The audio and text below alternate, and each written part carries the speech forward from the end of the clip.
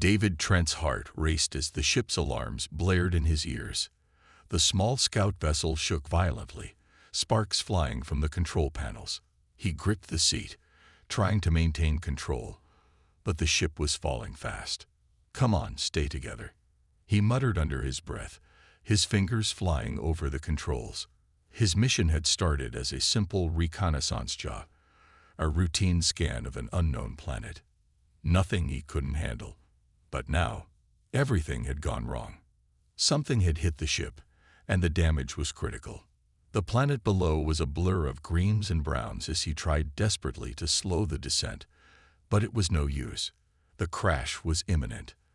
The ship slammed into the ground with a bone-jarring impact, throwing David against the restraints.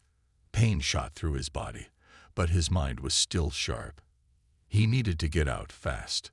The control panel flickered, showing no signs of life from the engines or communications. He was stranded. David groaned, unbuckling himself from the seat, and managed to stumble out of the pilot's seat. The ship was wrecked, but not completely destroyed. There was a chance he could survive, but only if he acted quickly. Shaking off the disorientation, he grabbed a survival pack from the compartment. He didn't know where he was, but he knew one thing. He needed to find shelter and figure out how to get in contact with his people. The air outside was thick with humidity. David stepped out of the wreckage, squinting against the bright sunlight. He was surrounded by dense trees, unfamiliar flora stretching high above him. The ground was soft and uneven, like a jungle.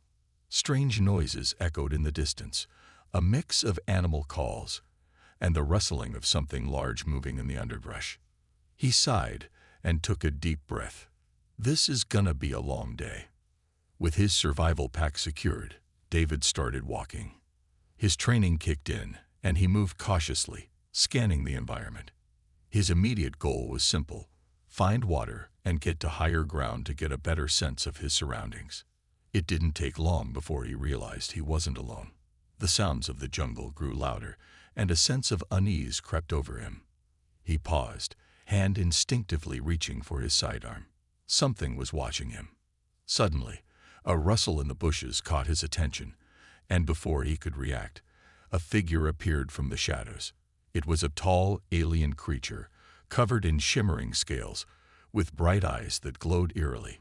Its body was humanoid, but had an almost regal posture, and it radiated an air of strength and authority. David's heart skipped a beat. He had read about alien races during his training, but never had he imagined meeting one, especially not under these circumstances. The creature tilted its head, studying him for a long moment. Then, in perfect human English, it spoke, its voice deep and calm. "You are far from home, human. What brings you to this world?" David took a step back, his hand still on his sidearm, unsure of what to do. I crashed. My ship went down. I don't want trouble. I just need help." The alien's eyes narrowed. "Help? Or do you seek power?" David swallowed hard, trying to keep his cool. "I just need to survive. Can you help me?" The alien said nothing for a long moment, its gaze never leaving him. Then it spoke again, its voice laced with an unexpected coldness. "You will come with me." The alien's words hung in the air, and David knew that his situation had just become much more complicated than he could have imagined. The creature turned, and without a word, began walking away.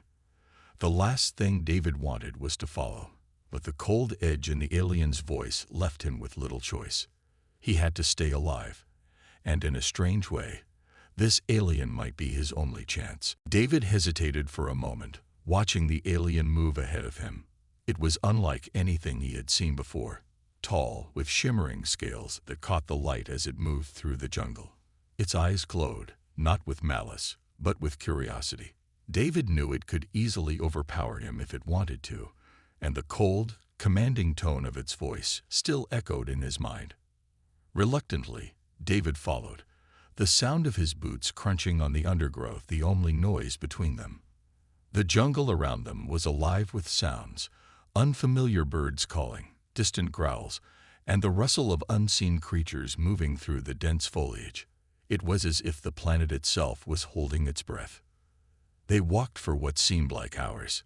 The alien led him through thick trees and over uneven ground, always keeping a steady pace. David tried to stay alert, but fatigue from the crash, combined with the strange tension in the air, was beginning to wear him down. Finally, they reached a clearing. In the center stood a massive structure, more like a palace than anything David had ever imagined.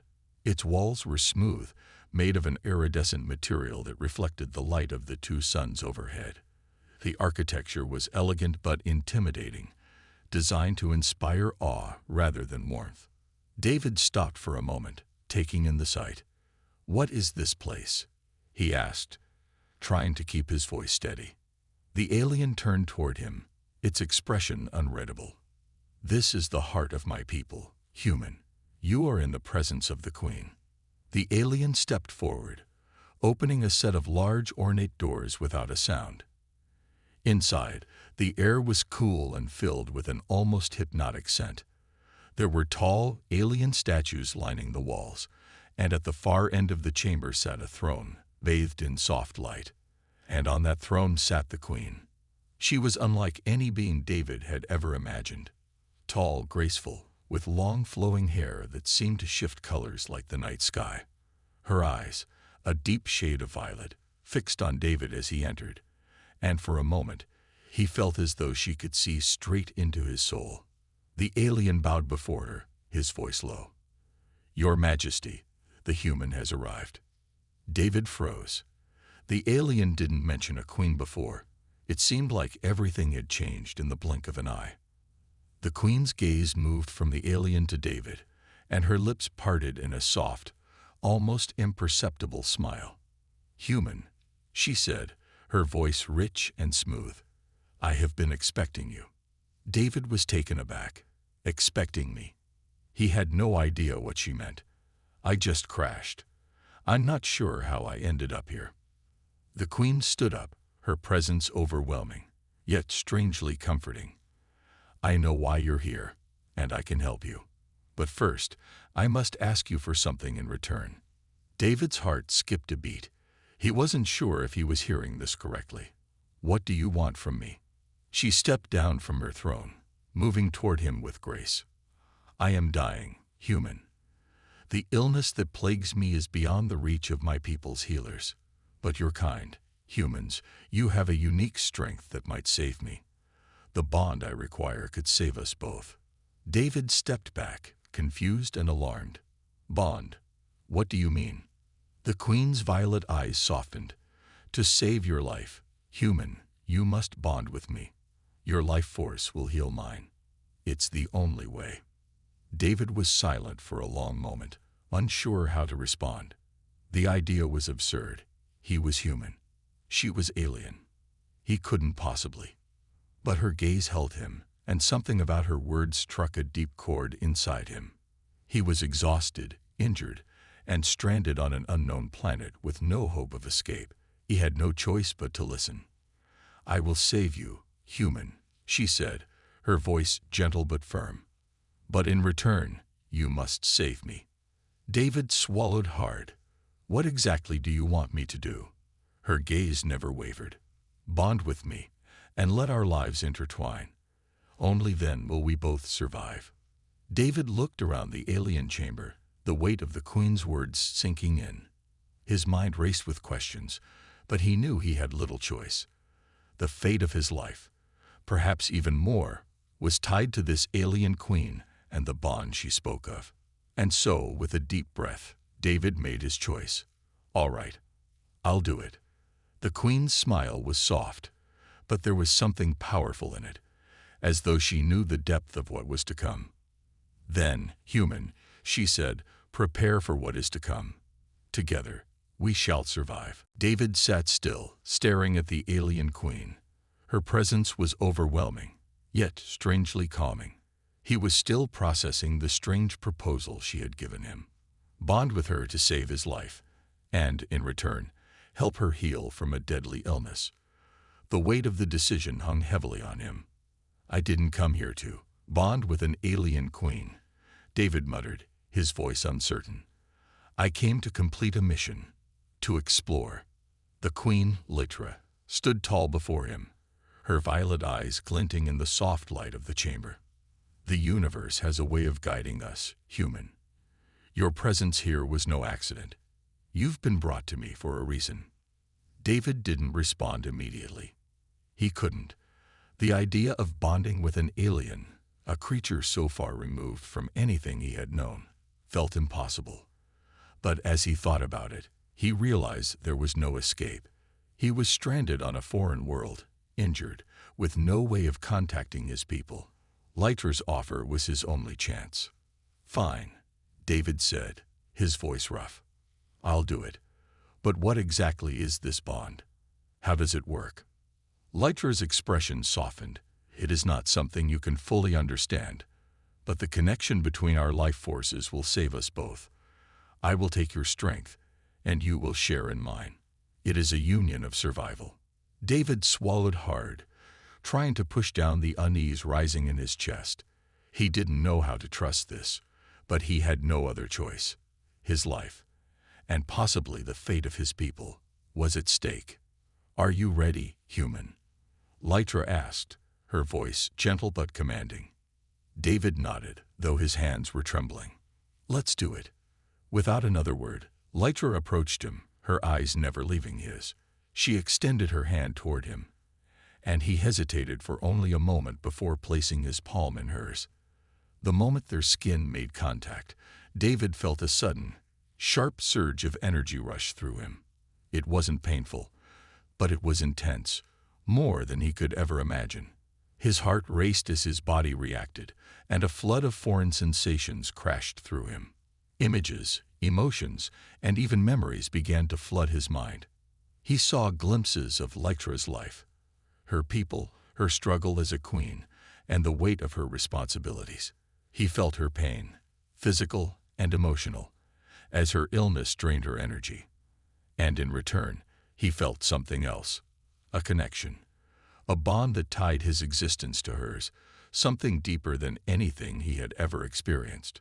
David gasped for breath, his body reacting as though it were on fire. It felt as if his very life force was being shared, exchanged. He wasn't sure how long it lasted, but when it was over, he collapsed to his knees, overwhelmed by the sheer intensity of the experience. Litra knelt beside him, her hand resting on his shoulder, her presence comforting despite the power that still thrummed between them. You've done well, she said softly. David looked up at her, his vision still blurry. That was insane. She smiled faintly. The bond is powerful. It connects us. You have given me strength, and in return, I will help you heal. David felt a warmth spread through his body, as if the pain from his crash was slowly being washed away. His muscles, which had ached with exhaustion, now felt more relaxed. The bond was working, but it was also doing something else, something he couldn't explain. There was a strange sense of unity between them, as though their fates were now entwined in ways he didn't fully understand. He took a deep breath, pushing himself back onto his feet. So, what now? Am I stuck with you? Litra's smile deepened, though there was an edge of something unreadable in her gaze. You are free, human, but the bond will always remain. We are connected, whether you like it or not. David didn't know how to feel. Part of him wanted to break the bond and escape, but another part of him felt oddly comforted by the connection. He had no idea where this would lead, but for now, he had no choice but to follow Litra's lead. For the first time since his crash, David allowed himself to relax. His survival was no longer just about escaping. It was about understanding this strange new world, and the alien queen who had saved him. The bond between David and Litra deepened, and with it came an unexpected change. David had felt stronger, faster, more alert since the connection began. The healing process was moving faster than he had ever thought possible. His injuries, which had left him weak and struggling to survive just days ago, were now barely a memory. He knew it wasn't just the alien technology helping him. It was the bond with Litra. But while David felt better physically, the connection between them was becoming harder to ignore. Her emotions, her memories, her pain, all of it flowed into him, sometimes overwhelming him with the intensity of it. And though he tried to push it away, a small part of him began to feel connected to Litra in ways he hadn't expected. Yet, despite everything, a part of David still struggled with the situation. He had come here to explore, not to be bound to an alien queen. The strange, growing affection he felt for Litra made him uncomfortable. He had a mission, a life to return to, and this bond was becoming harder to shake off. One evening, as David and Litra stood near the palace's grand windows, looking out over the alien landscape, he finally broke the silence. "Why me?" he asked quietly. "Why did you choose me for this bond?" Litra didn't look at him immediately. She stared out at the planet's two moons, her gaze distant. "I didn't choose you. You were chosen by fate. Your species, humans, have an energy in them that is different, unique. I knew I had to risk the bond when I felt you crash here." David was silent for a moment, processing her words. "And you didn't think it was too much to ask a complete stranger to give up everything for your survival?" Her gaze shifted to him, and for the first time, David saw the vulnerability in her eyes. "I had no choice. My people are dying, and I alone have the power to change that. The bond wasn't just for me, it was for my people. Without it, everything will fall apart." David frowned. "I'm not sure I can be a part of this, Litra. I didn't come here to be a part of your kingdom's future. I came to get off this planet alive." Litra's expression hardened slightly, but she nodded. "I understand your hesitation, human. You are not a prisoner. You have your own life to return to." David's chest tightened as he heard her say that. Her words stung in a way he hadn't expected. He had come here for a reason, to explore, to study, not to be a part of someone else's survival plan. But the longer he stayed, the harder it became to see this as just a way to survive. The bond had changed him, and her. They were connected, whether they liked it or not. Suddenly, there was a loud crash from outside the palace. Both of them snapped to attention.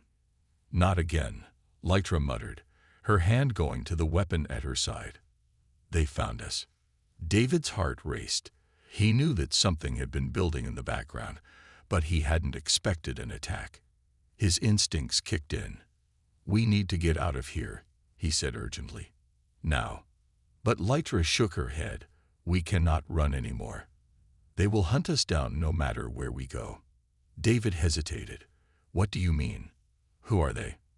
Litra's face darkened, her eyes narrowing in anger. "They are the Uthkari, a faction of my people who refuse to accept my rule. They think you, human, are a threat to our kingdom. They will do anything to end this bond." David's chest tightened. "You're telling me they want to kill me, to kill us?" "They will stop at nothing," Litra replied, her voice cold. "And they'll do whatever it takes to break our bond." The tension in the air was thick as David and Litra prepared for the coming battle. Her people's betrayal was more than just a fight for survival. It was a fight for control, for everything Litra had worked for. David now realized he was more than just a pawn in her survival plan. He was the key to her survival, and that made him a target. As Litra prepared herself, David stood next to her, uncertain of what would happen next. This was no longer just about survival. This was about loyalty, sacrifice, and something more complicated than he could have imagined. They weren't just fighting for their lives. They were fighting for each other. The Uthkari arrived in full force, their armored soldiers storming the palace gates with a brutal efficiency that sent a chill through David's spine. Litra stood by his side, her eyes steely, her stance unwavering. She had once been the ruler, now a queen in exile, and the Uthkari were determined to strip that from her. David glanced at her, his heart racing. "What do we do now?" Litra's expression didn't shift. "We fight." The first wave of Uthkari soldiers burst through the doors, weapons raised. Lytra reacted instantly, her graceful movements belying the power behind them.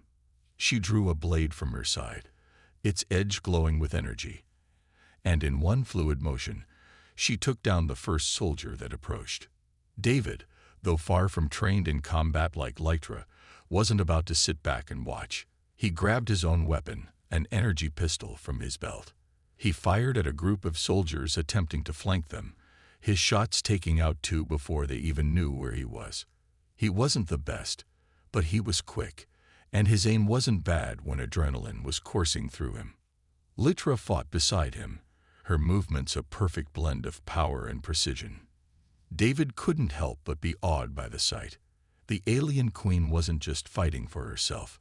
She was fighting for everything: her throne, her people, and now for him. As they moved through the corridors of the palace, the Uthkeri kept coming, their numbers overwhelming. But with each fight, David and Lytra grew closer, their bond becoming more evident. David could feel her thoughts, her pain, and her resolve. He knew, in that moment, they were no longer just two people fighting side by side. Their connection ran deeper than that, as if their very souls were intertwined. "I can't keep this up forever," David shouted, ducking behind a pillar to reload. "You don't have to," Lytra replied, her voice cool and commanding. "We just need to hold them off long enough for reinforcements to arrive." The words seemed to fuel him, and he pushed himself up, firing at the advancing soldiers. But Lytra's words were also a reminder. This wasn't just a fight for survival. It was a fight for their future, for what they both stood to lose. And in that moment, David realized that he was no longer just trying to survive. He was fighting for her, fighting for the queen who had saved his life, who had shared her strength and her vulnerabilities with him. The Uthkeri leader, a hulking figure in dark armor, finally stepped forward, his voice a low growl. "You should have known, Lytra," he said, his eyes locked on hers. "You could never rule without us. The bond between you and this human will be your undoing." Lytra's eyes flashed with fury, her grip on her blade tightening. "You underestimate the strength of the bond," she said, her voice cold. "You've underestimated me." The leader raised his weapon, but before he could strike, Lytra surged forward, her blade flashing. In a single fluid motion, she disarmed him and brought him to his knees, her energy blade at his throat. The battle paused for a moment, the remaining Uthkeri soldiers stunned by the sudden shift in power. David watched, amazed by the display of strength. Lytra wasn't just a queen, she was a warrior. "Leave now," Lytra ordered, her voice commanding. "This ends here. You will not break us." The Uthkeri leader, defeated and humiliated, glared at her but gave the order to retreat. Slowly, his soldiers began to fall back, their morale shattered by their leader's defeat. David exhaled sharply, his body still buzzing with the aftermath of the fight. He looked at Lytra, who stood tall, her expression unwavering. The bond between them was undeniable now. It wasn't just about survival. It was something deeper, something that could not be broken, no matter the odds. Lytra turned to him, her violet eyes softening for a moment. "Thank you, human," she said quietly, her voice tinged with emotion. "You've saved us both." David nodded, feeling the weight of the moment. He had never imagined his journey would lead him here, fighting beside an alien queen, bound by something he still couldn't fully understand. But in that moment, it didn't matter. He had found something he didn't expect: purpose and a bond that no one could tear apart. David stood beside Lytra, watching as the last of the Uthkeri forces retreated into the distance. The battle had been fierce, but the tide had turned. The palace, once under siege, now stood in silence, the echoes of combat replaced by the distant sounds of the planet's wildlife. Despite the victory, David couldn't shake the weight of what had just happened. His body was still buzzing from the fight. The bond he shared with Lytra was no longer something he could ignore.